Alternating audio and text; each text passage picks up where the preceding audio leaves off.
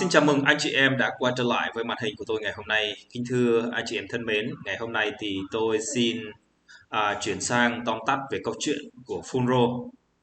Như anh chị em cũng đã biết, có người thì hoạt động giải phóng sắc tộc của mình thì điều Phunro thì không có sai, nhưng mà có một số cái vấn đề mà chính là người sắc tộc ở vùng Tây Nguyên Trung Phật Việt Nam rồi cáo buộc tôi và mọi người rằng là khi mà ở nước Mỹ hay là ở Thái Lan, ở Việt Nam hay là ở đâu đó cáo buộc chúng ta là phun rô. Vậy ngày hôm nay thì tôi xin giải trình một số cái vấn đề này. Vậy phun rô là gì? Thưa quý vị và các bạn, phun rô như chúng ta cũng đã biết, phun rô là mặt trận thống nhất đấu tranh giải phóng các sắc tộc bị áp bức.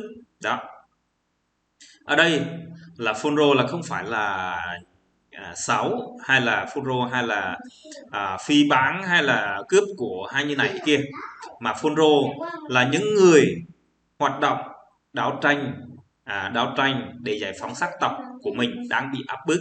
Đó, còn ở đây nữa là họ viết cho chúng ta như thế này, hoặc phun rô độc lập là phun rô, tiếng Pháp là Front United des Races Oppressimes, là liên minh chính trị quân sự của các sắc tộc cao nguyên của Trung Phần Chăm Khmer và tồn tại năm 1964 đến 1992. Đó. Rồi tiếp theo, tổ chức này là chủ trương đấu tranh cho quyền tự quyết của sắc tộc thiểu số và thực hiện chiến tranh du kích để ly khai vùng Tây Nguyên khỏi lãnh thổ Việt Nam. Đó. Ở đây á, về cái phun rô hồi xưa chứ không phải là để sáp nhập hay là để ví dụ là giết người hay là cướp của, họ không phải là thế.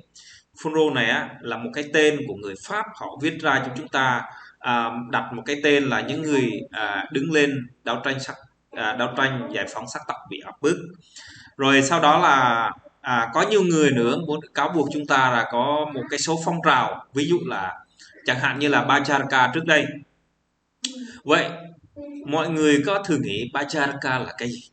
Và hôm nay thì tôi xin lướt qua những cái phần này để anh chị em hiểu cho chúng ta rằng là tại sao lại có Phunro, tại sao lại có Bacharaka và tại sao lại có Tiểu Vương quốc Chê Rai. Và Tiểu Vương quốc Chê Rai thì mình không thể tóm tắt vào trong câu chuyện này, nhưng mà chủ yếu là mình sẽ tóm tắt cái câu chuyện ngày hôm nay là chỉ có phần là Bacharaka và Phunro. Ở đây thì phong trào Bacharaka. Vậy Bacharaka là từ năm nào? Đó, nếu mà ai mà thường thường đọc lịch sử thì Bacharaka vào năm 1958. Ở đây là bài viết của Bacharaka là thường là vào ngày 1 tháng 5 năm 1958. Một số nhà trí thức, người thượng đứng đầu là Ibn Minur, người Ede, và thành lập Bacharaka. Tổ chức này chủ trương đấu tranh bất bạo động, yêu cầu chấm dứt về mọi chính sách phân biệt đối xử và các dân tộc thiểu số. Bacharaka là chữ viết tên 4 dân tộc chủ yếu ở Tây Nguyên như là Bana, Chrai, Rade và Cờ Ho.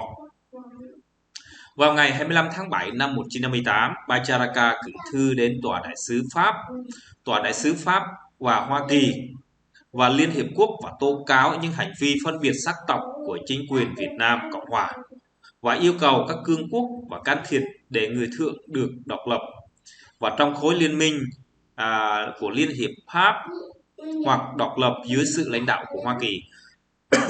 Đó. Vào tháng 8 đến tháng 9 năm 1958, Bacharaka tổ chức nhiều cuộc biểu tình tại Kon Tum, Pleiku và Buôn Mê Thuột. Những điều bị trấn áp và tất cả những lãnh tụ của phong trào đã bị bắt.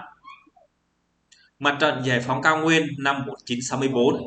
Và từ năm 1956, trong cuộc chiến lược của Cộng hòa và cố vấn quân sự của Mỹ và tận các buôn làng và trang bị vũ khí cho thanh niên thượng và thành lập các đội dân sự và chiến đấu của người thượng, Civilian Indigenous Defense Group, CIDG, lực lượng đặc biệt, tức là lực lượng đặc biệt đó mọi người ạ. Vào năm 1963, cuộc đảo chính lật đổ Tổng thống Ngô Đình Diệm và tất cả những lãnh tụ phong trào của Bacharaka đều được thả và Polner là phó chủ tịch của phong trào Bajraka được bổ nhiệm vào chức à, phó chức phó xin cái này xin chức phó tỉnh trưởng của tỉnh Kon Tum, và Ibrahim Inul là chủ tịch phong trào của Bajraka được hỗ trợ và bổ nhiệm chức vụ là phó tỉnh trưởng tỉnh Đắk Lắk. Đó.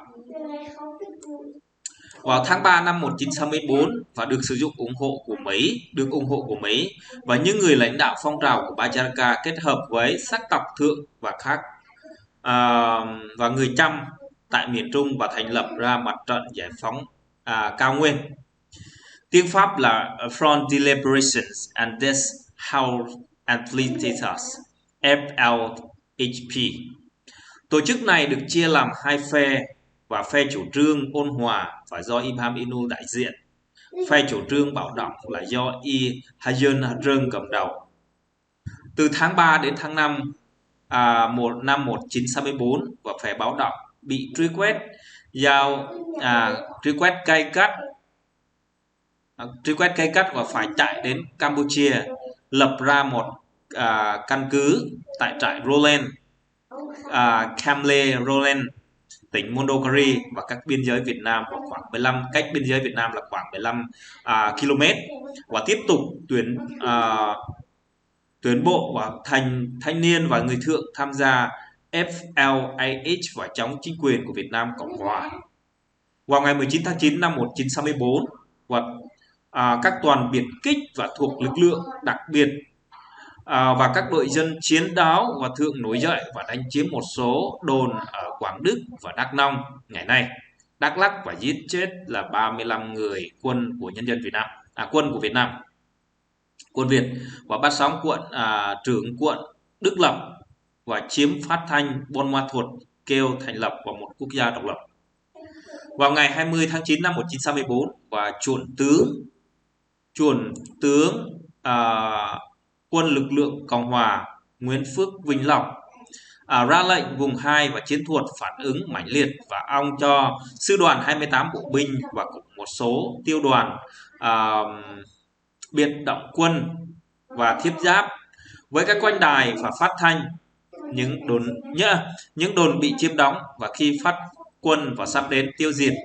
Và đột nhiên và chuẩn tướng Vĩnh Lộc và nhận được khuyến cáo của Bencher và tham tán thứ 3 tóm đại sứ quán Mỹ và trên cao nguyên nên thương thuyết. Cuộc thương lượng giữa phiến quân và tư lệnh vùng 2 và chiến thuật qua vùng trung gian và đại diện tòa sứ quán Mỹ, và đi những thỏa thuận sau, Ibrahim Inul được cử làm chủ tịch và chính thức phong trào FLHP. Và tuy nhiên, vào ngày 20 tháng 9 năm 1964, và Ibrahim Inul đào thoát sang Campuchia, nhưng chỉ huy phiến quân không bị truy tố và không bị truy đuổi khi rút quân vào Campuchia. Ở đây thì tiếp tục là vào giai đoạn 1964 và 1969, cơ cấu về tổ chức.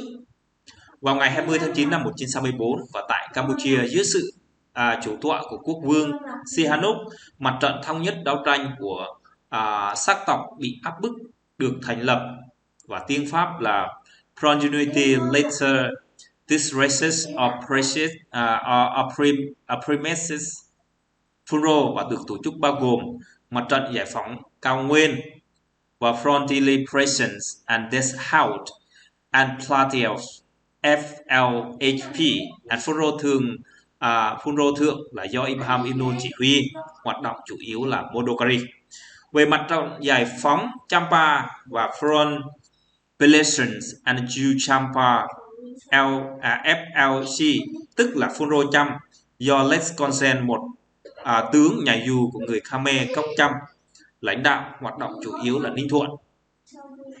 Mặt trận giải phóng Campuchia Krom, Front de Liberation and Ju Cambodia Krom FLKK, và tức là Phunro Khmer Hạ, do Hà Châu Dera đại diện và hoạt động chủ yếu là đồng bằng sông Cửu Long. Và mặt trận giải phóng của Campuchia Bắc và Front de Liberation and You Cambodia North FLKN, tức là Phunro Khmer Thượng hoạt động chủ yếu tại Hạ Lao. Hiệu kỳ phun rô hình thành chữ nhật gồm 3 sọc xanh xanh biếc tượng trưng cho biển cả và màu đỏ và biểu tượng của cuộc đấu tranh.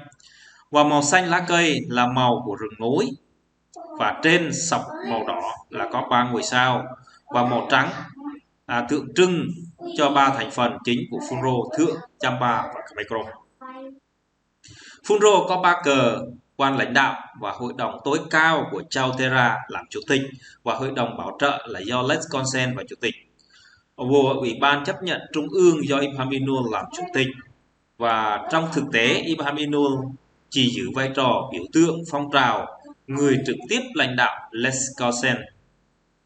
Phun rô thượng do Ibrahim Inul làm chủ tịch vẫn bị phân hóa thành 2 nhóm. Nhóm sự ôn hòa do Ibrahim Inul lãnh đạo và chủ trương vận động Hoa Kỳ và làm áp lực của chính phủ Việt Nam Cộng hòa để phun rô thượng và Việt Nam hoạt động một cách chính thức. Nhóm quân sự khi quá khích và do Idern Hadron lãnh đạo và tượng trưng bạo lực và thành lập một quốc gia độc lập. Về hoạt động, vào ngày 29 tháng 7 năm 1965, nhóm quân sự quá khích và đem 2.000 quân của phun rô thượng vượt biên giới để tấn công và chiếm giữ đồn Buôn Pring. Khi rút lui dẫn đến 181 người dân sự và chiến đấu người thượng. Vào ngày 15 tháng 10 năm 1964, và đại hội của các sắc tộc thượng được triệu tập tại Pleiku để chuẩn bị cho một số sách đối với người thượng tốt hơn. Vào ngày 2 tháng 8 năm 1965, một tuyên cáo chung và hợp tác kinh thượng và trong nỗ lực tìm kiếm một giải pháp hòa bình và chống cộng được ký kết. Vào ngày 19 tháng 5 1965, vào buổi lễ nạp và vũ khí, 500 phun rô thượng đã tổ chức tại Buôn Buôn về việc thương lượng và giải phóng giữa chính quyền Việt Nam Cộng hòa và phe phun rô đang diễn ra suôn sẻ. Và từ ngày 12 tháng 12 đến ngày 18 tháng 12 năm 1965, nhóm phun rô quá kích tấn công đồn Phú Thiện và sát hại 32 người, làm bị thương 26 người và chiếm đồn Krông Bách và giết hết binh sĩ người Kinh, đột nhập tòa hành chính và tiêu khu Quảng Đức và giết hết người Kinh và treo cờ phun rô. Trong khi chuẩn tướng Vĩnh Lọng và tư lệnh vùng 2 và chiến thuật đang chỉ huy và quân đội tấn công vào những nơi chiếm và tù binh và truy đuổi tàn quân của phun rô,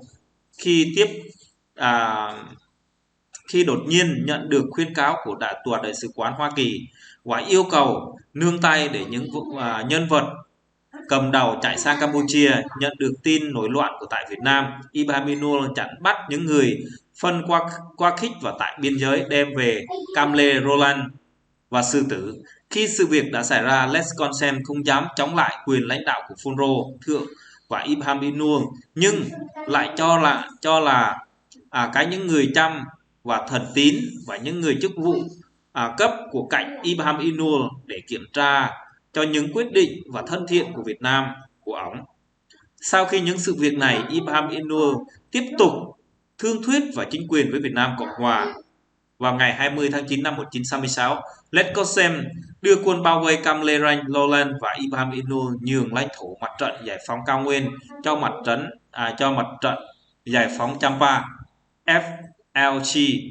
Và những âm mưu này đã bất thành. Trung tá IM mang quân đến và giải vây của Cam Lê Roland. Vào ngày 12 tháng 2 năm 1966, tòa án quân sự vùng 2 chiến thuật xử những quân nhân và thượng phản loạn và cấp thấp và 4 án tử hình và 1 chung thân. Nhiều án khổ sai. Vào ngày 2 tháng 6 1967, Ibrahim Inul dẫn đầu là một phái đoàn đến Buôn Mê Thuột thương nghị và yêu cầu chính quyền Việt Nam Cộng hòa nhanh chóng ban hành quy chế riêng cho người thượng. Vào ngày 25-26 tháng 6 1967, một đại hội của sắc tộc thiểu số trên toàn miền Nam Việt Nam được triệu tập để đúc kết và thỉnh nguyện chung của người thiểu số vào ngày 29 tháng 8 năm 1967, Ban Mê Thuột, Đại hội của các sắc tộc tổ chức tại dưới sự chủ tọa của Nguyễn Văn Thiệu, Chủ tịch Ủy ban Nhân dân lãnh đạo quốc gia và tương đương thống nhất Thiếu tướng Nguyễn Cao Kỳ và Chủ tịch Ủy ban Nhân dân Pháp Trung ương và tương đương với Thủ tướng vào ngày 11 tháng 12 năm 1968. Cuộc thương lượng thượng đỉnh giữa Phun-rô và chính quyền Việt Nam Cộng Hòa đi đến thỏa thuận. Vào phong trào Phun-rô được quyền có một hiệu kỳ là không phải quốc kỳ. Bộ sắc tộc được thành lập là do một người thượng lãnh đạo, một tỉnh trưởng giao phó. Tỉnh trưởng người thượng được đề cử tại những tỉnh và có đông người thượng ở. Và nhưng thực lượng và địa phương quân thượng là phải đặt ra những cái chỉ huy của sĩ quan và thương lượng phải kết thượng thành Hai Buôn Ma Thuột năm 1969 và phái đoàn Ibn Minul sẽ quay về Việt Nam luôn. Như ở đây thì